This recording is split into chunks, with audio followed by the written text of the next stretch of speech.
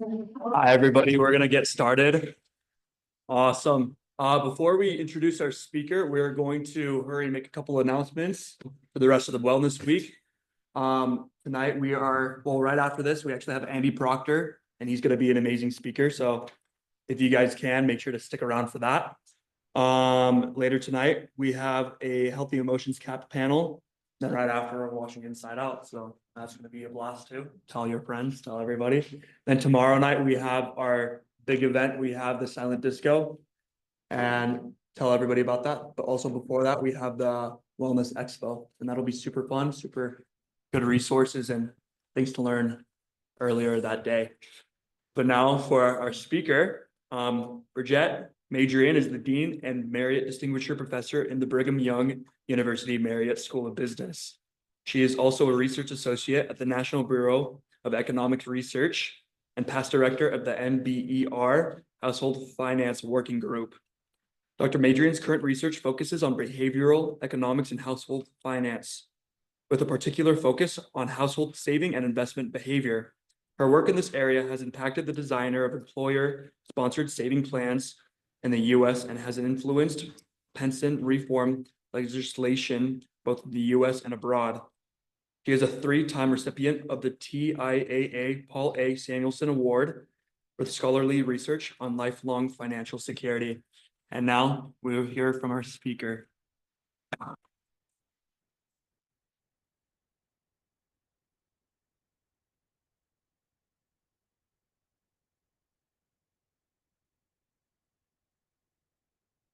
Okay, can everyone hear me all right? Just going to start off by noting there's a little bit of irony in the fact that I am giving a Wellness Week presentation while I am recovering from a cold. And my sincerest hope is that I'm going to make it through the next 45 minutes without falling into a coughing fit. But if I do, you're all going to be understanding and supportive, and I promise I'll turn the other direction. So I have spent the last 25 years of my career studying how people make decisions and doing that in the context of financial decision making. So I'm going to share some of the findings from my research and some of the findings from the research of many colleagues that I have worked with over the years that hopefully maybe will help you understand how to make better decisions, not only with regard to money, but in many domains of your life. So I'm going to start out with a question. How many decisions do you think you made yesterday? Stephanie says hundreds.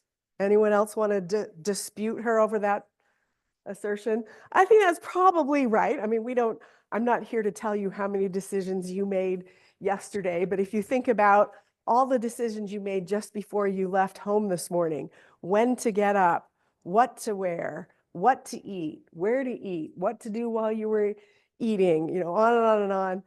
Even before you left the house, you had probably made, several dozen decisions, some more consequential than others. And over the course of the day, you'll make hundreds more decisions.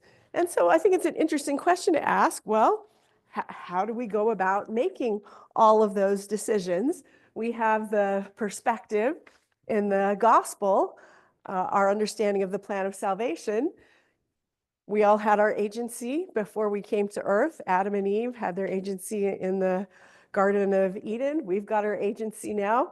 It's a pretty fundamental part of the plan of salvation, but how do we actually use our agency when we're making choices? So I'm going to put these papers down because they're kind of in the way.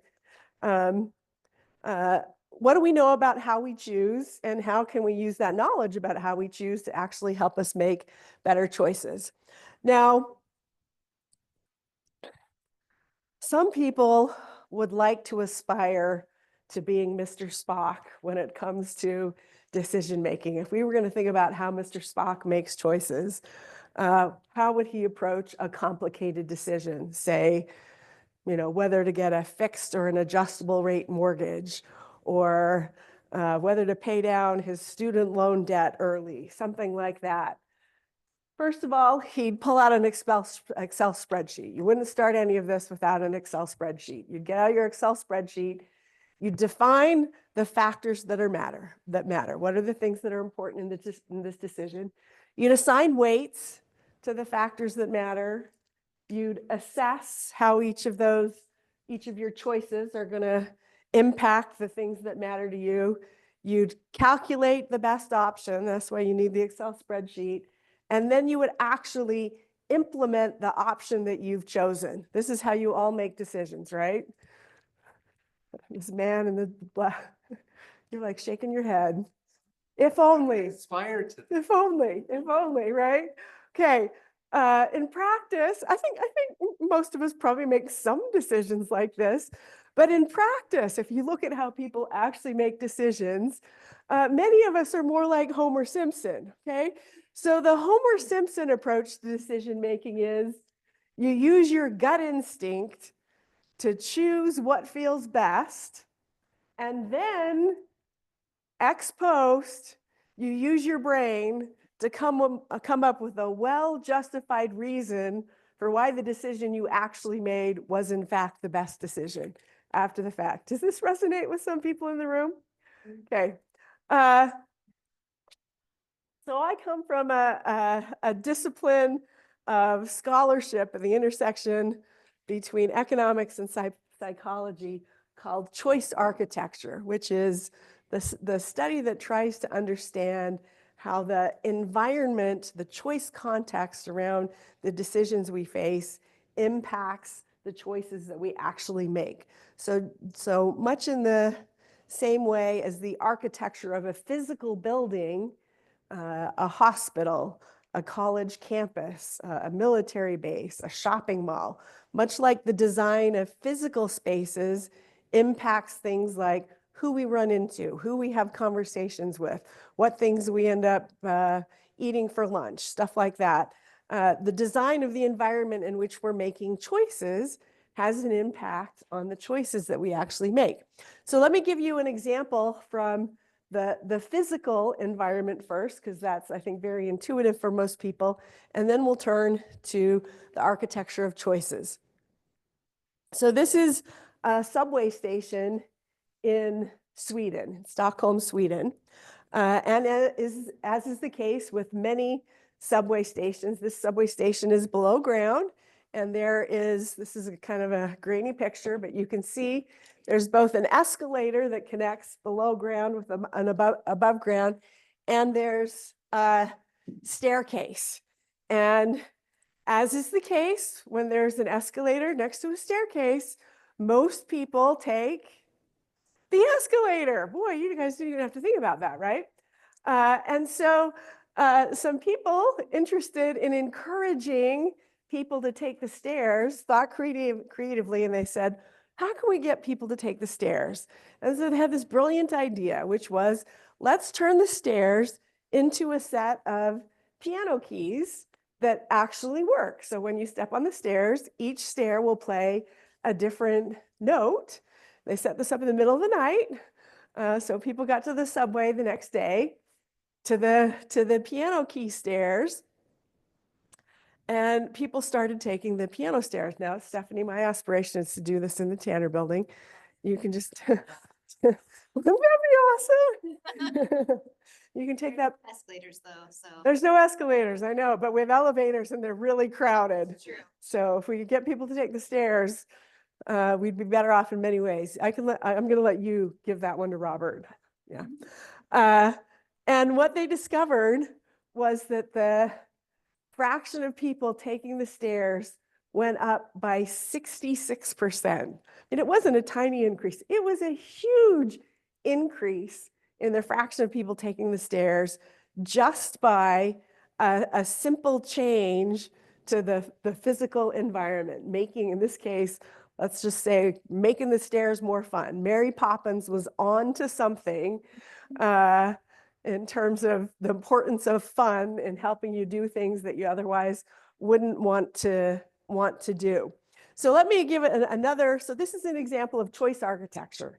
Okay, you have a choice. Do I take the stairs? Do I take the escalator? And the architecture of that choice was changed by making the stairs into a set of piano keys, and it resulted in a significant change in the outcomes. Let me give another somewhat related example to this. This was a study that was done by a couple of colleagues of mine, one who's at the Harvard Kennedy School where I came from before coming to BYU, and a co-author of mine who's at the University of Pennsylvania. And they wanted to understand, are there ways we could help people be more motivated to go to the gym and work out? I think many people have really good intentions to go exercise, and some of us have trouble following through on those good intentions. So they collaborated with a gym on a clever study. So they came up with a library of really compelling audiobooks.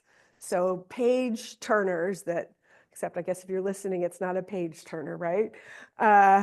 Audiobooks that you get to the end of a chapter and you want to listen to the next chapter because every chapter ends with a cliffhanger. So Dan Brown, Hunger Games, stuff like that. For me, it's Harry Potter.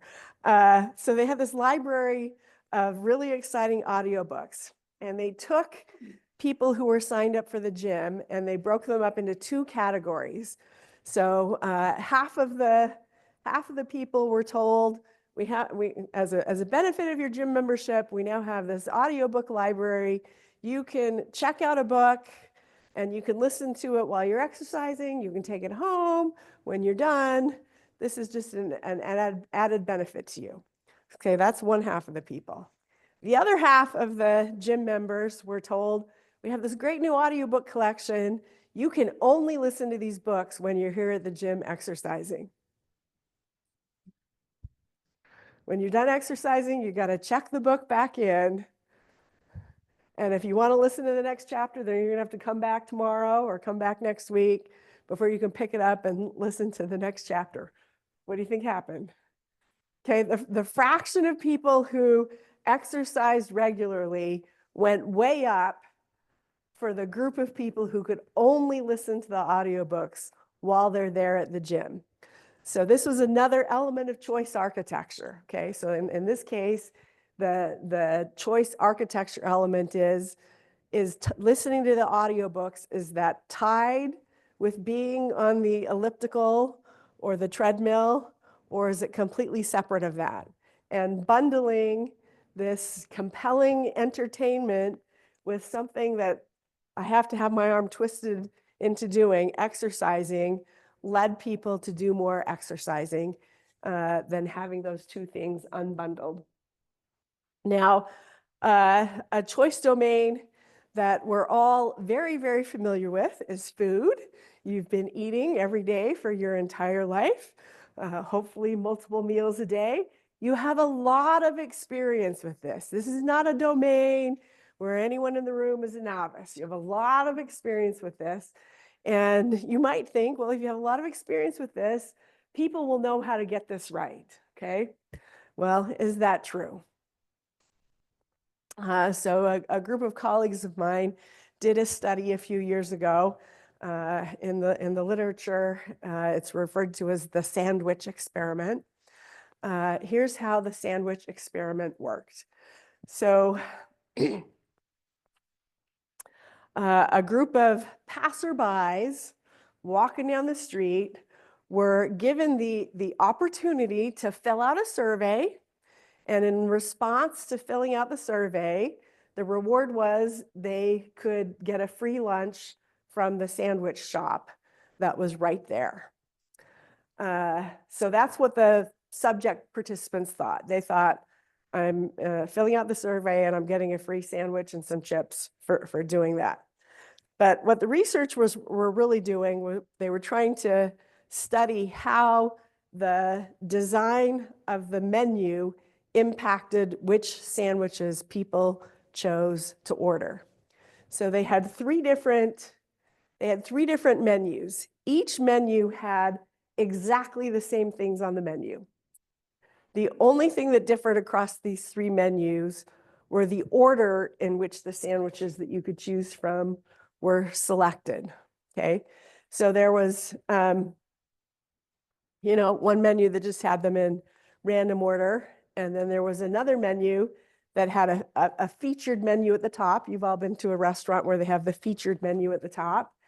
And on the first menu that had featured items at the top, the featured items were all healthy sandwiches, low-calorie healthy sandwiches. And on the second menu that had featured items at the top, the featured sandwiches were all the high-calorie, less healthy sandwiches. Okay, but the list of sandwiches is exactly the same. Okay, so you might think, okay, I've got years of experience picking what to eat. If I'm a ham and cheese gal, it doesn't matter whether the ham and cheese sandwich is the top or the bottom, I'm going to pick the ham and cheese. If I'm a tuna salad guy, doesn't matter whether the tuna salad sandwich is featured or not, I'm going to pick the tuna salad sandwich, okay? Is that what happened? Okay, the answer is no. The likelihood of choosing a low-calorie sandwich relative to a high-calorie sandwich is 48% higher if a low-calorie sandwich is in the, if the featured sandwiches are low-calorie sandwiches, and 47% higher if 47% lower if the featured sandwiches are all high-calorie sandwiches. Really big impact of what the restaurant chooses to highlight as a featured sandwich in terms of what you choose to order, even in a domain where you probably have pretty strong preferences and lots of experience in making choices. Now, one of the hazards of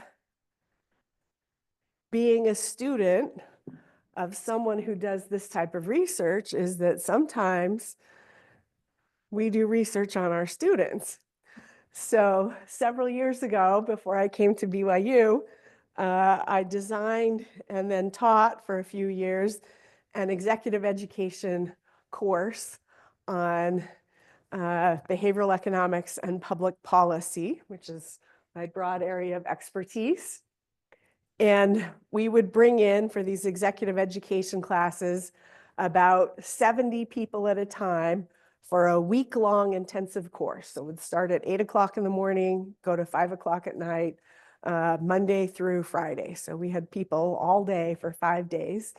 And every morning, mid-morning, we would have a snack break for 20 minutes. So people get something to eat. So we decided to run some experiments with the snack break.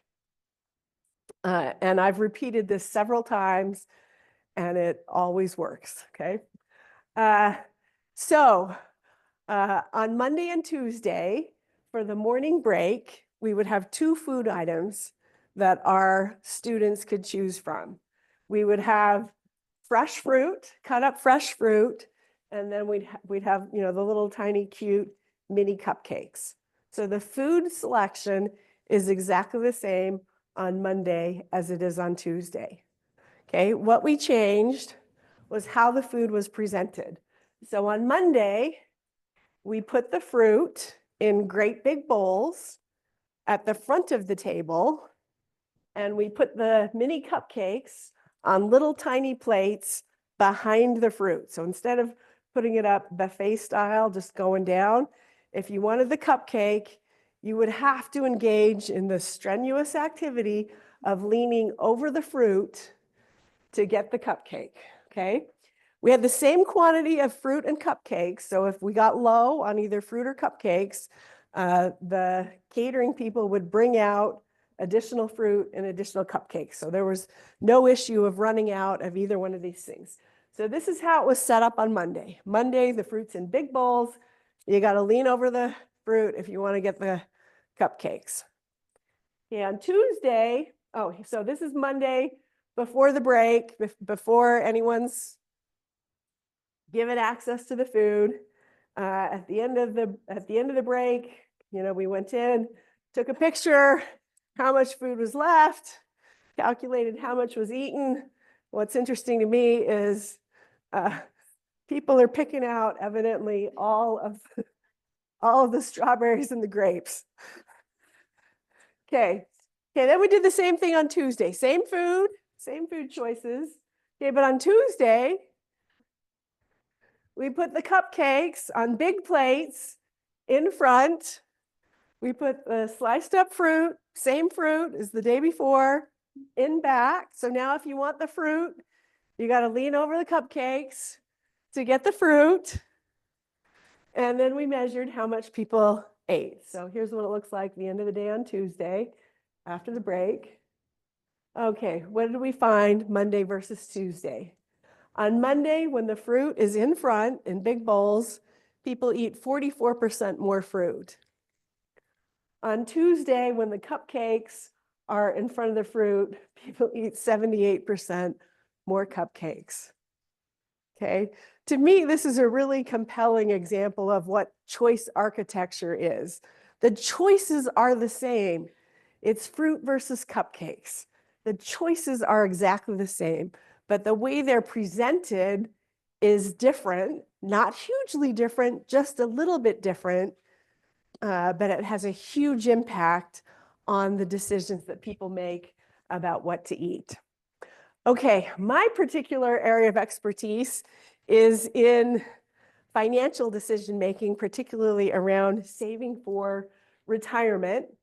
Now, saving for retirement is a little bit different than making food choices. I noted earlier that you've been making choices about what to eat every single day of your life. You are an expert in making choices around food. Even if you are easily manipulated, you are an expert in making choices around food. Okay, saving is a little bit different because you get to do it once, and then when you reach retirement, 10, 15, 20 years into retirement, you'll start to learn whether you did it well or not. You either saved enough or you didn't. Okay, so we don't have the same type of experience in this domain. And we also don't have the same type of expertise. So, part of saving is deciding how much you're going to save, but another important part of saving is deciding what are you going to invest your savings in. And it turns out that about half the population is not very financially literate when it comes to understanding the different investment options that are out there. And so it's a complicated decision. If you don't understand the difference between a money market mutual fund and inflation protected bond fund and an S&P 500 index fund and growth stock fund, it's going to be hard for you to make a decision when you're given 50 different investments that you could choose from. So about 25 years ago, I had the opportunity to do research with a company that pioneered a different approach to help employees save for retirement. So many organizations, and this is true of BYU, have a savings vehicle called a 401k plan. Some companies, it's a 403b plan. It's basically the same thing. You might say, why does it have such a funny name? Where did someone come up with the name 401k? And the answer is, that's the name of the section of the Internal Revenue Service tax code that determines what the tax treatment of savings is. And so someone just said, well, let's name it after the tax code, okay? Doesn't make any sense. But most large companies in the US offer this type of a savings plan to their employees as BYU does. Now, back when I was doing this research, companies would offer a savings plan. And if you wanted to be a part of the savings plan, you would have to proactively sign up. So before computers were ubiquitous, this was done with paper forms. So you would fill out a paper form and you would turn it back in. And then eventually there was a period of time when you could do it on the phone. So you could call up on the phone and press in numbers. And now, of course, it's now done all online on a website or through an app, but if you wanted to be in the plan, you would have to actively sign up to be in the plan. So that's called opt-in. If you do nothing, you will be saving nothing. And if you want to save something, you're going to have to opt in for the savings to happen. But the initial default is you won't be saving. Okay, the company I was working with was one of the very, very first to pioneer a different approach to savings, which is the opt-out approach. And the way this works is the company assumes that everyone actually does want to be saving for retirement. And so if you do nothing, they're going to put you in the savings plan. And if you don't actually want to be saving for retirement, then you need to actively opt out. So you got to fill out the paper form, or you got to go onto the phone system, or today you got to go onto the app and say, nope, you guessed wrong. I actually don't want to be putting 5% of my pay into your company-sponsored 401k. Okay, so the important thing is in both of these regimes, your choices are the same. You can save or you cannot save. Okay, the options you face have not changed. What's different is which option will apply to you if you do nothing. Okay, and then on the left, the default is you're not in the savings plan. And on the right, the default is you are in the savings plan. So on the right, this is called automatic enrollment. You're automatically enrolled into the savings plan unless you opt out. So I wrote the first paper that looked at this approach to helping employees save. And this is the impact of moving from an opt-in approach to an opt-out approach. This is the fraction of employees who are participating in the savings plan. And what you can see, this is at 3 different companies, 3 of the early adopters. What you can see is that the effects are huge. They're absolutely ginormous. And so here's another example of choice architecture influencing the outcomes on something that's actually pretty important for most people, which is how much they're going to save for retirement. How well prepared are they going to be to retire? Now, the default, in this case, the default is around whether you're in the savings plan or not. Turns out the default matters in a lot of other domains. So this is whether or not you're saving. Another aspect of defaulting someone into a savings plan is, well, if you're going to put them into plan, how much are they going to save? If you're going to force them into the plan, even if they can opt out, you got to choose a savings rate that applies to them. Okay, so one of these companies here actually changed that over time. So initially, when they adopted automatic enrollment, they put people in at a contribution rate of 3%. And then a few years later, they decided to increase that to 6%. Okay, so what you can see, this is the distribution of contribution rates. When there's a 3% default, you get about 28% of the employees stay at that 3% default. Some of them decide to choose a lower savings rate. Some of them decide to choose a higher savings rate. We see a lot of them choosing 6%. You might say, why are they choosing 6%? What's magic about 6%? Well, the magic about 6% was the company provided a match up to 6%. So there was a strong financial incentive to get up to at least 6%. And that was enough of an incentive to move people to 6% or higher. But you still had 28% of people down there at 3%. So you might say, well, maybe lots of people want to save at 3% of pay. Well, what happens when you move the default to be 6% of pay? When you automatically enroll people at a 6% savings rate, guess what? Turns out nobody thinks that 3% is a great savings rate. 4% of the people are choosing that. People are not moving from 6% down to something less than 6%. Some of them are moving from 6% to something higher than 6%.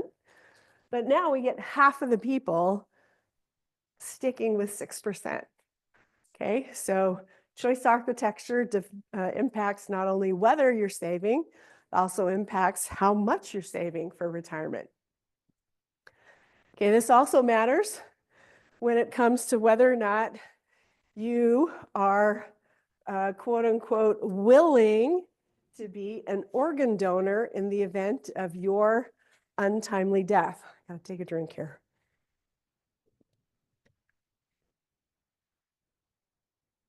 So I think many of you are probably familiar with the fact that when you sign up for your driver's license, you can check a box and say, I would like to make my organs available for donation should I die an untimely death.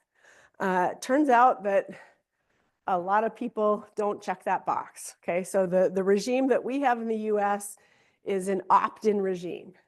If you don't check the box saying, I want to be an organ donor, the assumption is you are unwilling to donate your organs. So that's how things are done in the US. But in many other countries, they actually have an opt-out approach to organ donation. So the assumption is that you want to be an organ donor, and unless you check a box that says, nope, I don't want to be an organ donor. Okay, this has a huge impact. So here are a bunch of countries. US is not in this data, in this particular data set, but the US would be over here if we had data on the US. These are countries where to be an organ donor, you have to opt in. Okay, and this is the fraction of people who opt in those countries. Over here on the right, this is a set of countries where it's assumed that you are willing to donate your organs and you have to opt out. And you can see that almost nobody opts out in those countries, okay? And the result of this is, now this is not actual organ donation rates because most people don't die untimely deaths, but you have much higher organ donation rates in these countries on the right because almost everyone is quote unquote willing to be an organ donor in those particular countries. Okay, now I'm going to give you data from a study on getting a flu vaccine. So flu vaccine is advised by the Centers for Disease Control for almost everyone. Almost everyone every year, the CDC says you should get a flu vaccine. On average, the fraction of people who get a flu vaccine is about a third. Okay, so lots of people are not complying with that. Many companies like BYU have free flu vaccine clinics. So BYU runs one every year for their employees and students. Even with a free clinic, lots of people don't bother to go get a flu vaccine. So some researchers thought, well, they saw this research on defaults and they thought, well, can we default people into getting a flu vaccine? Now, the answer there is not really in a technical sense, right? Legally, I cannot come up to you and say, you are getting, I've decided that by default, you are getting a flu vaccine, here you go, okay? I can't do that. Legally, I can't do that. But what they decided they could do was that they could change the communication around the company-sponsored flu clinic. So they took all the employees of a large organization, divided them in half. Everyone got an email communication saying, the flu clinic is in October 12th from 9 in the morning till 4 in the afternoon. You can get a flu vaccine, okay? But they divided the population in half, and half of them got the email saying, this is when the clinic's happening. If you want to schedule an appointment, click here and you can make an appointment. Now, this is a complete fabrication in terms of process, because in fact, you did not actually need an appointment to get the flu vaccine, okay? It was just a way to make people feel like they needed an appointment. And if they clicked, then they would get an appointment and it would land in their calendar, okay? The other half of the people got an email, flu clinics on Tuesday from 9 to 3. Here is your appointment time. Okay, your appointment time is at 10:30. Your appointment time is at 11. Your appointment time is at 2:15. Okay, so everyone got an email. Here is your appointment time. Okay, appointment time, non-binding. You were given an appointment. If you didn't show up, nothing happened. There's no penalty if you didn't show up. If your appointment, what time was your appointment? 11, okay? If you showed up at 3:30 instead of 11, didn't matter. You'd still get your flu vaccine, okay? Didn't matter. But what it did was make you feel like you were supposed to show up and get a flu vaccine, okay? And the fraction of people getting a vaccine when they were given a default appointment increased from 33% to 45%. So that's not as dramatic as with automatic enrollment into a savings plan or automatic enrollment into being an organ donor, but this is also an activity that requires more cooperation, right? Because you actually have to get up from your desk, if you're BYU, walk across campus, come over to the garden court of the Wilkinson Center, stand in line, and this simple change by telling people you have a default appointment leads to a 12 percentage point or about a 33% increase in the likelihood of people getting a flu shot. Okay, another variant of this was done at a large hospital emergency room. And it was around getting people to be tested for HIV. So this was in an urban area with a higher HIV prevalence rate than might be true in some other parts of the country. And so the hospital was making available an HIV test to anyone in the ER who came in for any reason, just as kind of an add-on. You broke your leg? Okay, let's put a cast on that leg. Would you like to be tested for HIV? Okay, you got a fever and you're throwing up. We know you're miserable. Would you like to be tested for HIV at the same time? Okay, so that's the general gist of it.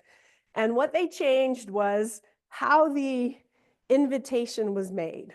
Okay, so this is 100% around the language that's used. So 1/3 of people, when they're waiting in the ER, the nurse comes over. We're offering a routine HIV test to all of our patients, rapid test with results in 2 hours. You can let me, your nurse, or your doctor know if you'd like a test today. So think of this as the opt-in. We're offering it. If you would like it, you can opt in.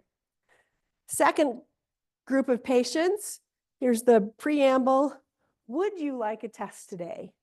Okay, so now you need to answer yes or no. We're not trying to sway you one way or the other, but we're going to ask you, would you like it, yes or no? And the third is, we're offering the test. You will be tested unless you decline.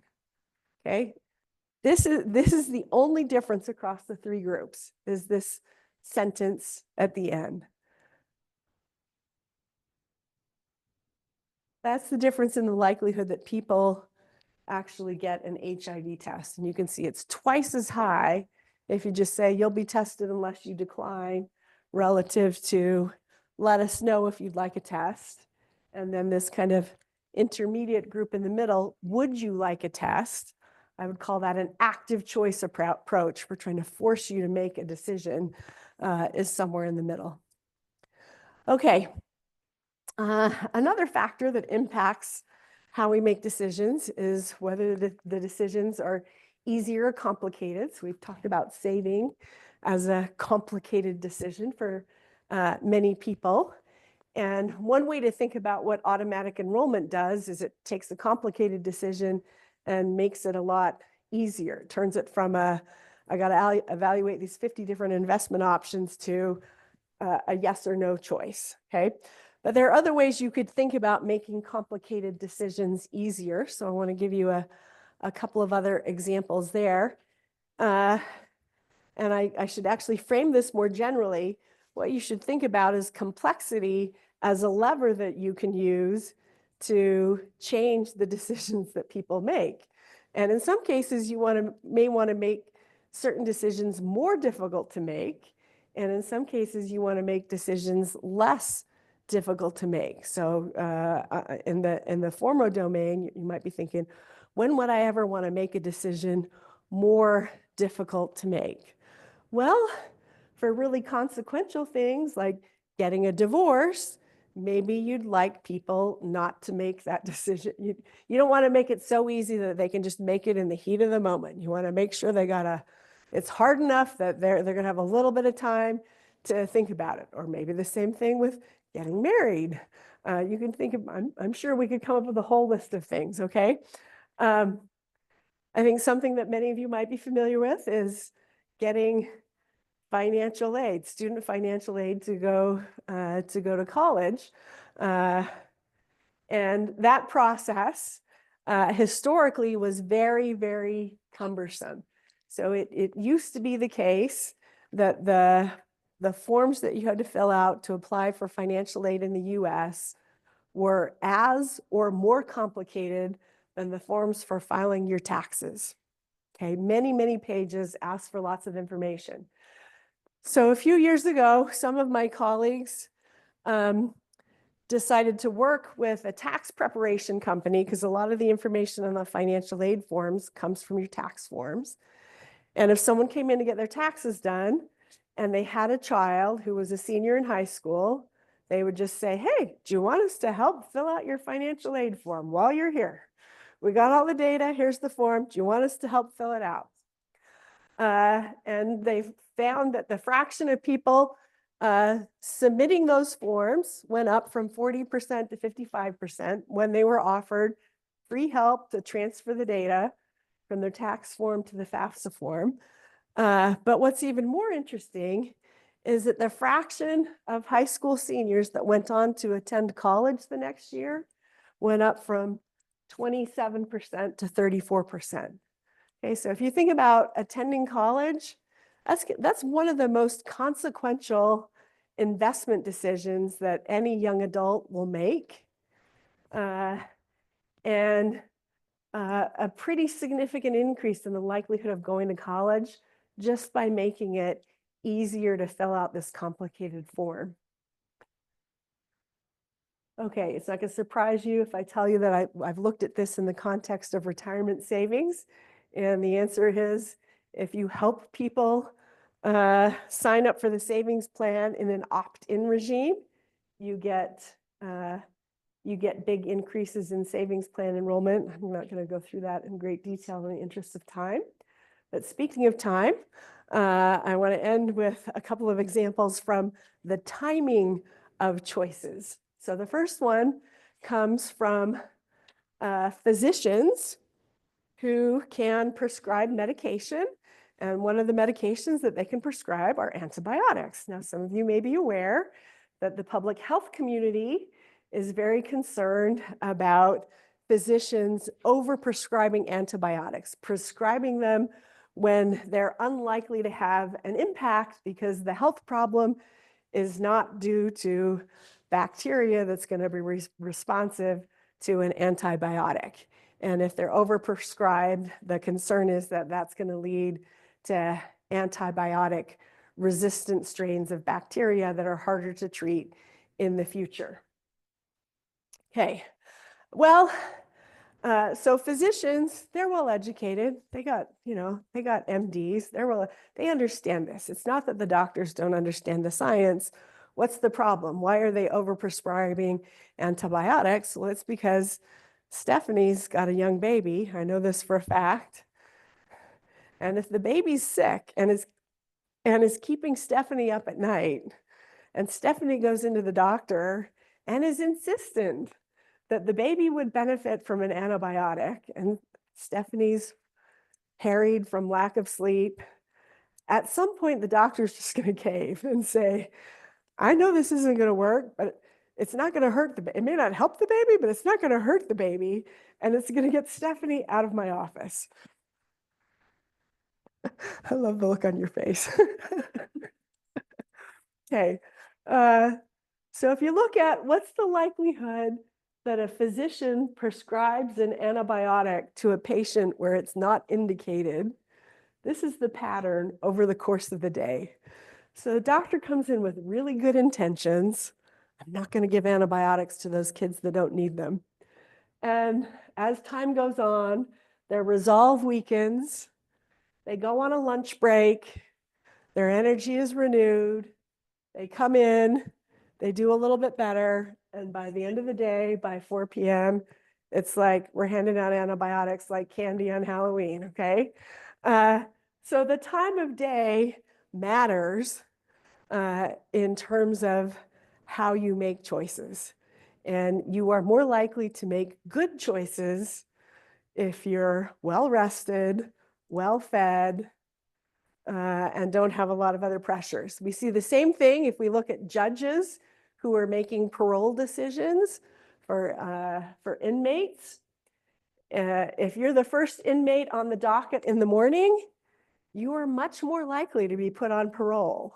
And as the day goes on and they get tired and hungry, by the end of the day, it's no, no, no, no, no. Nope, no parole for you, no parole for you. So if you're a criminal, you want to be the first on the docket. Okay, well, we're coming up to the end of my time here. You're going to leave this talk now, and you're going to walk around, and you're going to now see choice architecture everywhere around you. Oh, there's a clever bit of choice architecture. Oh, they're trying to get me to buy 2 when I only need 1.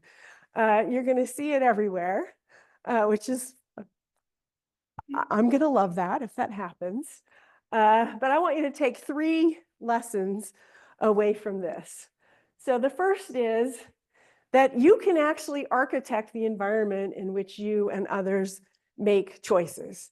Now, you're subject to lots of other people's choices about how to architect the choice environment, but you have some control over the environment in which you're making choices as well. And I think it's empowering to recognize that you can do that. You can decide what food goes in the refrigerator versus the freezer that you have, what food's on the main floor, easily accessible, what food do I got to go to the garage or the downstairs or whatever to get. Second lesson is recognizing how others architect your choice environment may in fact help you make better outcomes. Like if you can recognize it and see it for what it is, you're more likely to be able to respond to it in ways that are consistent with what you actually want rather than being manipulated. And the third is that understanding the circumstances in which you are more likely to make poor choices may help you choose better outcomes by avoiding making those decisions when you're hungry, when you're tired, when you're poorly informed, things like that. I'm going to close with one quick example of how I've actually used this research in my own life. And this comes from the COVID-19 pandemic when all of the temples were actually closed. So even though the temples were closed, I made a decision that I was going to stop by the temple once a week and just walk around it for an hour. Couldn't go in, but I could benefit from being near the temple and from trying to signal to the Lord that I was doing what I could in the circumstances that we were in. And that worked great while it was summer and the weather was warm. And then the weather got cold and it was winter time, and then it was not nearly as compelling to stop and walk around. And the other problem was that I have 2 ways that I can get from home to work. One is on the freeway, which doesn't go by the temple. And if I want to go by the temple, I have to go out of my way. Or I can take an alternative way home, which is a little bit slower, but it'll take me by the temple 100% of the time. And I discovered that I was kind of not going as often as I had planned on going.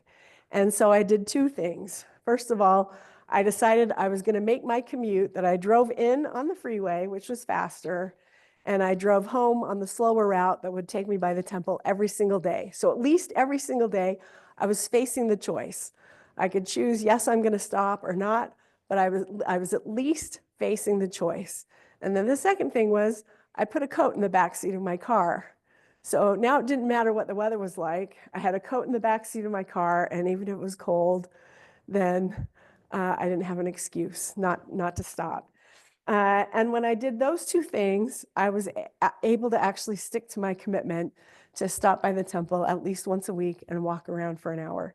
And that turned out to be really important because after I started doing that, I had two really, really, really difficult issues that happened here at BYU that I had to deal with. And I got answers on how to deal with both of those issues during the time that I was spending walking around the temple. And it wouldn't have happened if I hadn't applied my research to make the decision to do what I wanted to do easier to actually implement in my life. So I have a testimony of the gospel. I have a testimony of agency, and I have a testimony that we can use our agency to help us make better choices in how we use our agency, if that makes sense. And I leave this with you in the name of Jesus Christ. Amen.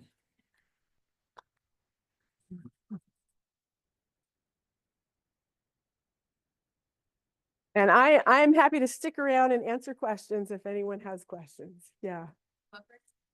Based off of this topic or